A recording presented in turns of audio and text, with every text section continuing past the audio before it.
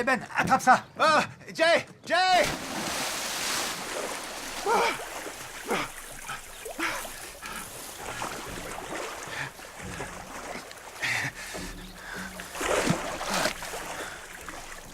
T'es sérieux là? Oh, Mais ça va pas, mec! c'est que tu le tenais là.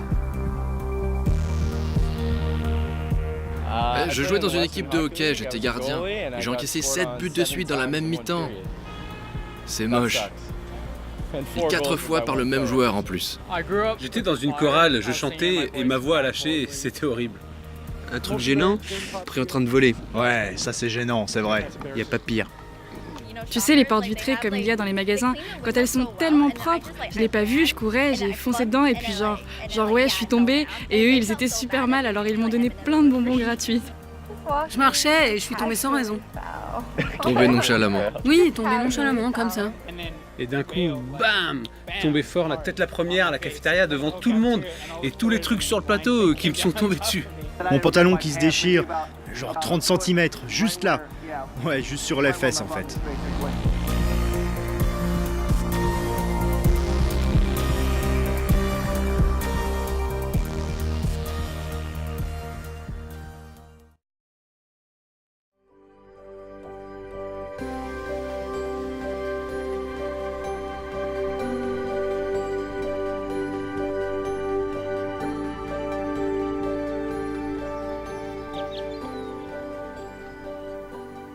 Mon amie Crystal a vécu des choses vraiment fortes.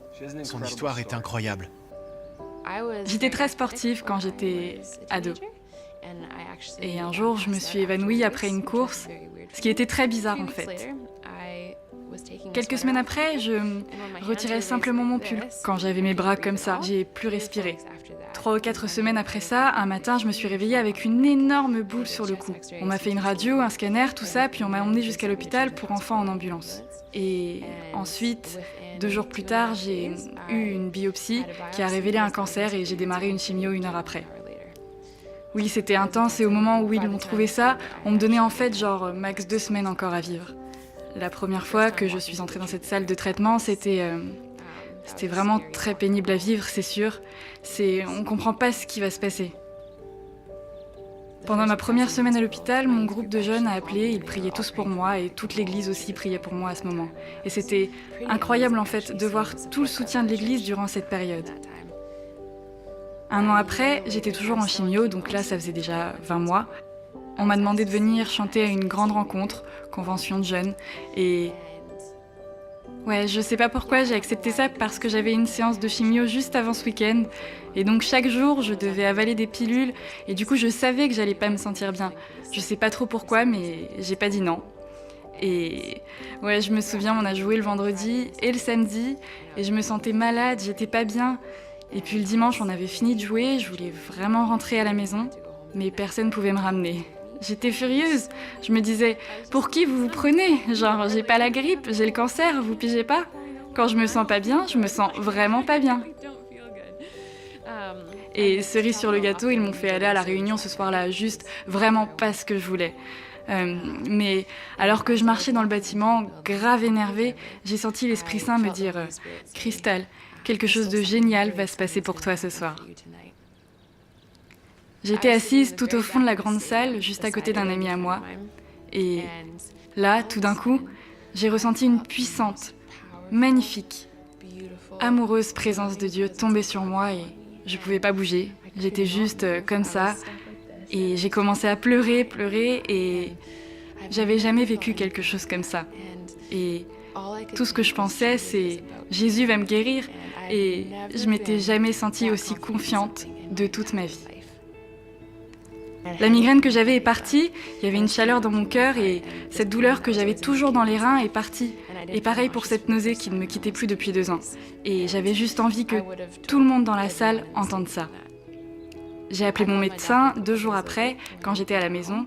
Je lui ai dit à lui et aux infirmières ce qui s'était passé et ils m'ont fait repasser des tests dans la semaine et il n'y avait plus aucune trace de cancer et les tests des reins étaient parfaits. Et mon cœur pareil, tout parfaitement normal. Et les infirmières se sont mises à pleurer et le médecin est resté quand même scotché.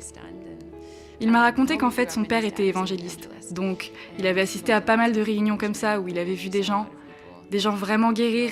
Et donc, il a vraiment cru ce qui m'arrivait. Mais il m'a dit qu'il n'avait plus vraiment pensé à Dieu depuis longtemps, donc c'était vraiment bien. Vraiment cool.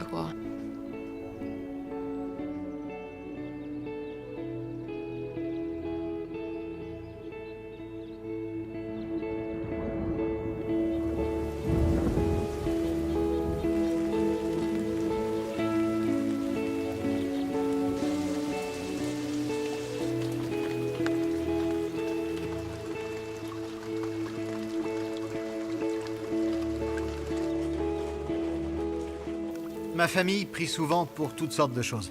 Mais je me souviens pas qu'on ait spécifiquement prié pour des guérisons. C'est quelque chose que j'ai découvert moi-même en lisant la Bible, que la guérison fait partie de la nature de Dieu. Dans l'Exode, on lit « C'est moi le Seigneur qui te guérit ». Et dans les évangiles, on peut voir que Jésus guérit des gens tant et tant de fois. La guérison est dans sa nature. Elle découle de son amour pour nous. On voit ça dans l'Ancien Testament, dans la vie de Jésus, et on voit encore ça dans le monde aujourd'hui.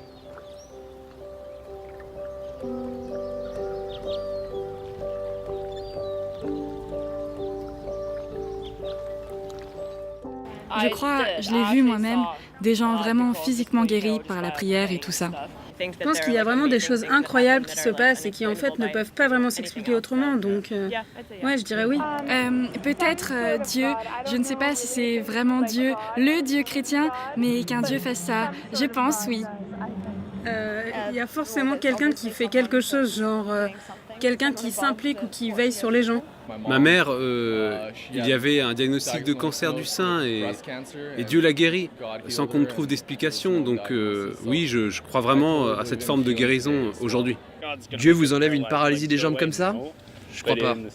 Mais dans le sens où il peut protéger des gens du genre de la drogue ou d'un grave événement, alors ça oui. Je pense, ça serait bien de croire ça, mais je suis pas encore prête.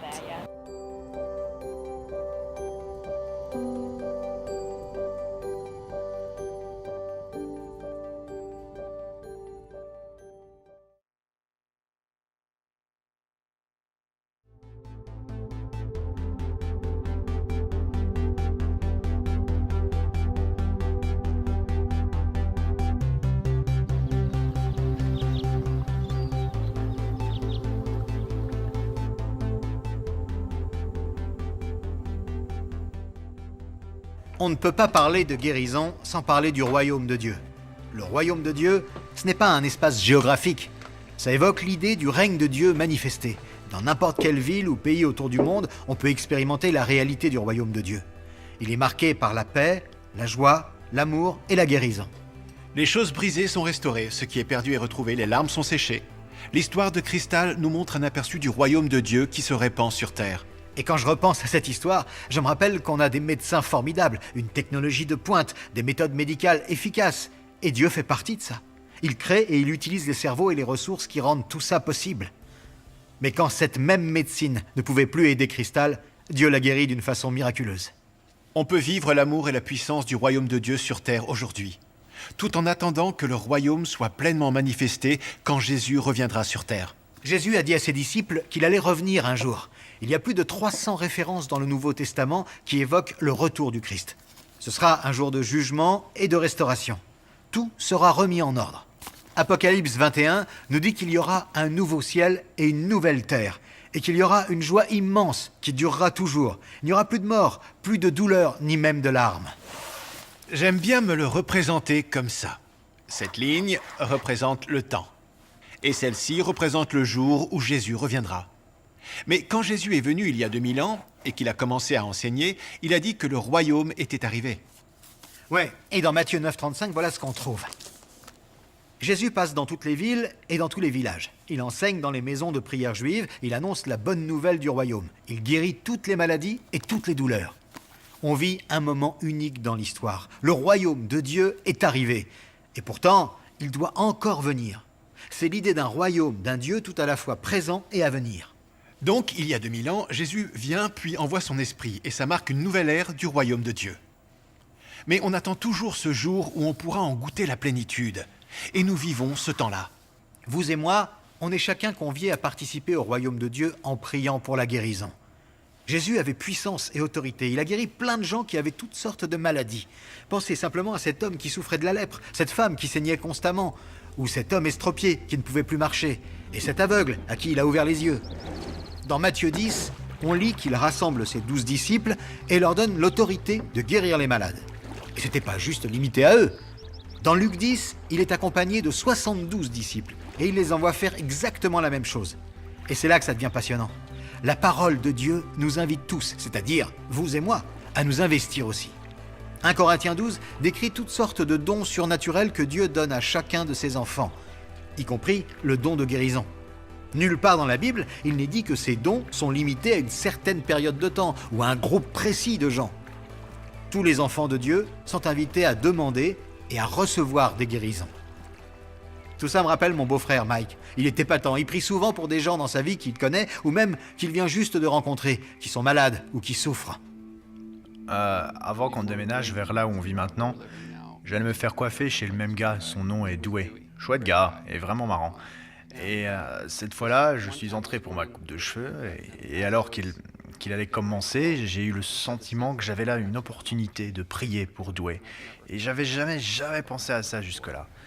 Et je venais de rentrer d'un camp avec des amis, et on avait vu tellement de gens être guéris à ce camp, c'était dingue, c'était trop cool.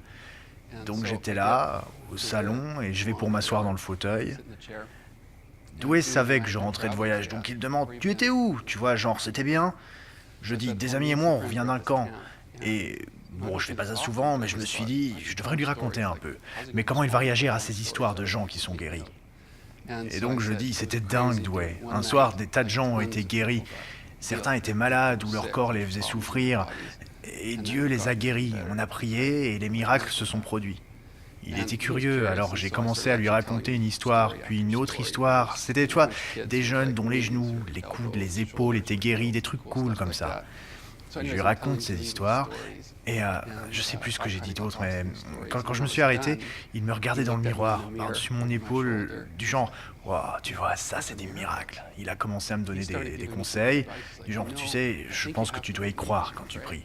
Et moi genre « Je crois que c'est ça, ouais, t'as raison ». Et d'un coup, j'ai senti que c'était le moment. Du genre là, c'était le moment de lui demander s'il y a quelque chose pour laquelle il voudrait que je prie. Je me suis jeté à l'eau, j'ai dit « Dis-moi, est-ce qu'il y a une chose pourquoi tu voudrais que je prie ? T'as besoin de guérison pour quelque chose ?» Et il a dit « En fait, oui. » Il dit « Quand je coupe des cheveux, toute la journée, je me penche de droite à gauche pour couper sur les côtés, tu vois. Je viens, et ça me blesse le dos. Toute la nuit, j'ai mal au dos. C'est juste, c'est pas cool. » Et je lui ai dit « Ben, tu vois, je parie que Jésus peut faire quelque chose pour ça. On pourrait prier si tu veux. T'en dis quoi ?» Alors il dit « D'accord, je continue de coiffer ?» Alors j'étais là, assis, les yeux ouverts. Je parlais à Jésus en le regardant me couper les cheveux. Et quand je priais, il a commencé à tester son dos. C'était flippant parce que je me disais « Et si maintenant il se passe rien ?» Mais j'avais pas les tripes de poser des questions. Donc quand j'ai dit « Amen », c'était genre « Et voilà ». Et j'ai essayé de trouver un autre sujet de conversation. Donc voilà, je me suis retrouvé là un mois plus tard, assis dans le même fauteuil. Et il me dit, tu te souviens que tu as prié pour mon dos l'autre fois ? Et j'étais dans les petits souliers. J'ai dit, ouais. Là, il me dit, j'ai plus cette douleur depuis. Et genre, ça devait être moi le gars qui a la foi et tout, mais j'ai dit, t'es sérieux ? Ouais, plus mal du tout. Et je suis presque sûr qu'il sait que Jésus existe, l'aime, l'a même guéri ce coup-là. Voilà, c'était une vraie belle expérience pour moi et une très belle expérience pour lui aussi, enfin j'espère. Pas une guérison dans une église, mais une guérison juste là, dans son salon, c'était sympa.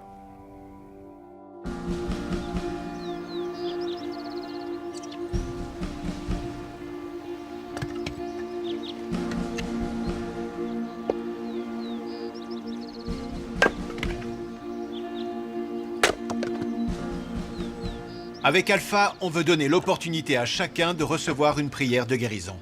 Une femme appelée Jean suivait un parcours Alpha dans une église du Pays de Galles. À ce moment-là, elle avait la soixantaine et était aveugle depuis près de 15 ans. Ça la faisait beaucoup souffrir à cause d'une infection qui lui avait rongé la rétine. Elle est allée à un week-end Alpha et pendant ce week-end, elle a ressenti la puissance du Saint-Esprit, comme jamais elle l'avait expérimenté avant.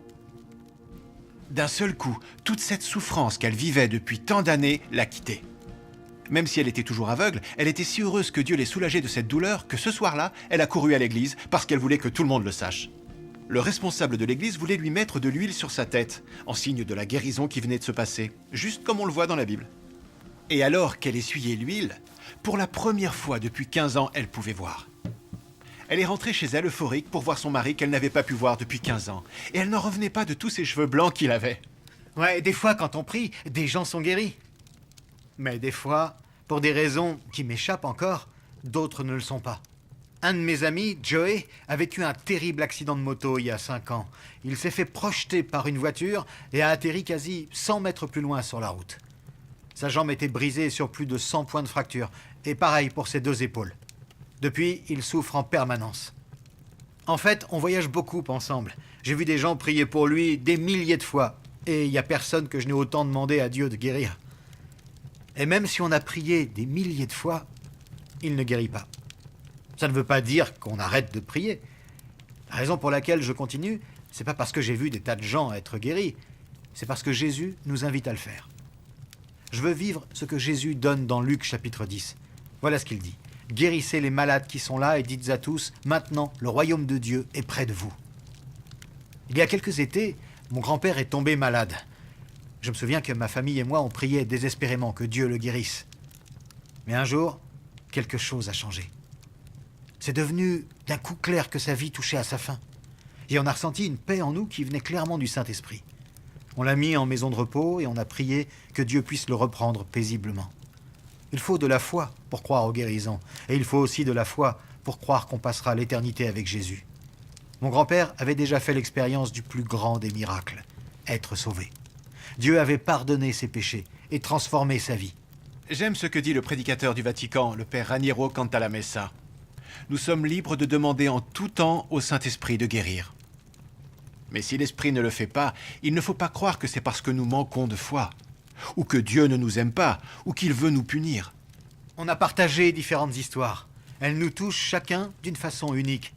Parce qu'on a tous déjà souffert ou été malades dans nos vies, et on peut tous parler de quelqu'un qu'on aime qui a été malade. Certains peuvent parler des miracles qu'ils ont vécus, et d'autres pourront parler de pertes qu'ils ont subies. Voilà ce que je sais. Dieu veut nous rencontrer et nous accompagner au cœur de la situation que nous vivons.